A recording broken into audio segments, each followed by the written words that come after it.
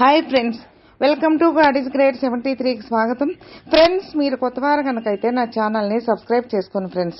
నేను పెట్టిన ప్రతి వీడియో మీకు నోటిఫికేషన్ వస్తుంది. అలాగే పక్కనున్న బెల్ ఐకాన్కి లైక్ చేసుకోండి ఫ్రెండ్స్.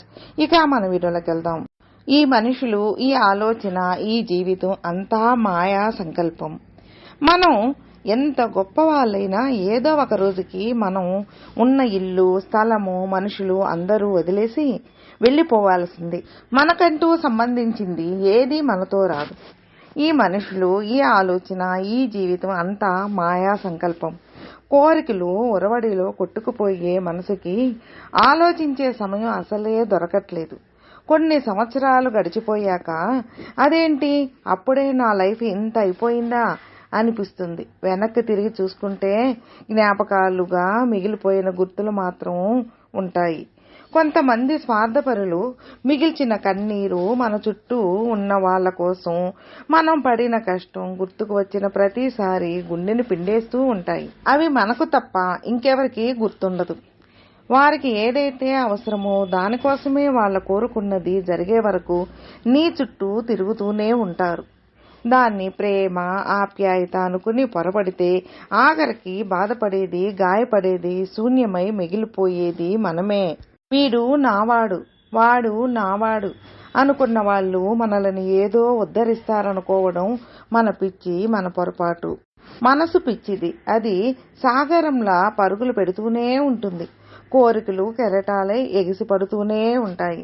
ఆ సముద్రానికి కూడా ఆనకట్ట ఉన్నట్టే నీ ఆలోచనలకు కూడా ఒక ఆనకట్టు వేసుకో.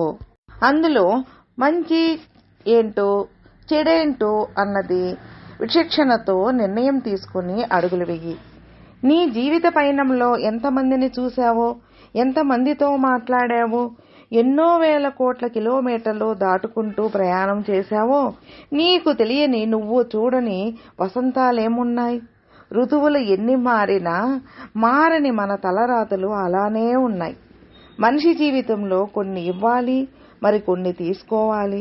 స్వార్థం ఉండొచ్చు, కోరికలు ఉండొచ్చు, మోసంతో కూడిన ప్రవర్తన ఉండకూడదు. లైఫ్ ఎండింగ్ ఎలా ఉండాలి అంటే మన చావును చూసి ఆ శ్మశానం కూడా కన్నీరు పెట్టేలా ఉండాలి. బాల్యంలోనే అక్కా చెల్లెళ్ళు, అన్నా తమ్ముళ్లతో కలిసి భోజనం చేస్తాము. ముందు ముందు అలాంటి అవకాశం దొరకదేమో.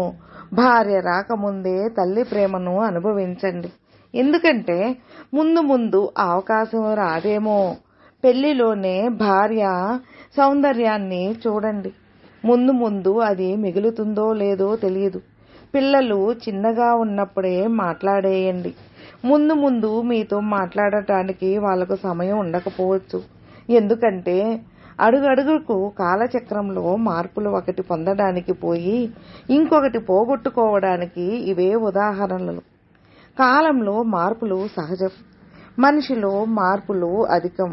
మనం వెతుక్కుంటూ వెళ్ళిన ప్రేమ ఎంతకాలం మనకు తోడు ఉంటుందో తెలీదు. కానీ మనల్ని వెతుక్కుంటూ వచ్చే ప్రేమ మాత్రం మన మరణం వరకు తోడు ఉంటుంది. పదునైన వ్యక్తిత్వానికి 17 సూత్రాలు గురించి తెలుసుకున్నామా?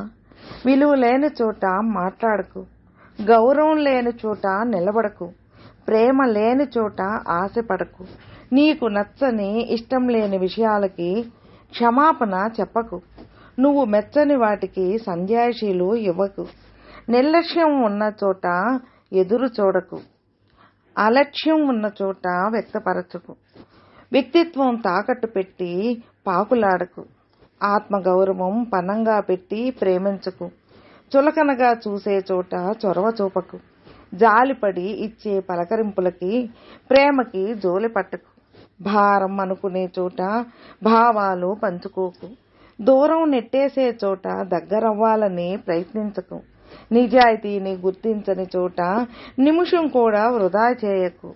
ఆత్మాభిమానాన్ని మించిన ధనం ఈ ప్రపంచంలో మరొకటి ఉంటుందని భ్రమపడకు. ఎదురు చూడని ఇంటికి పిలిచినా వెళ్ళకు. నీది కాని దేని మీద నిన్ను తినేసేంత ప్రేమ, అభిమానం ఏది పెంచుకోకు. నేను నేను నేను అన్న దేహం బూడిదవుతుంది ఏదో ఒకరోజు. నాది నాది అన్నవన్నీ చావుతో వదిలిపోతుంది ఒకరోజు. ఒక్క చావుతో బంధాలన్నీ తెగిపోతాయి ఏదో ఒకరోజు. ఇక్కడికి ఒంటరిగానే వచ్చాము, ఒంటరిగానే వెళ్ళిపోతాము. ఏదో ఒకనాడు చుట్టూ ఎందరూ ఉన్నా సరే, ఇద్దరు కలిస్తే జననం, నలుగురు మోస్తే మరణం. మాయతో పుడతాము, మాయలో జీవిస్తాము, మాయా మర్మం తెలుసుకోలేక వెళ్ళిపోతాము. జీవుడు పుట్టేటప్పుడు దైవాన్ని చేరాలి అని అనుకుంటాడు. పుట్టిన తర్వాత అన్నీ మర్చిపోయి తిరుగుతాడు. ఎన్నో అనుభవిస్తావు. నిద్రలోకి జారిపోయిన తర్వాత అన్నీ మర్చిపోతావు. నీ కష్టాలకు, నీ సుఖాలకు కారణం నీవే.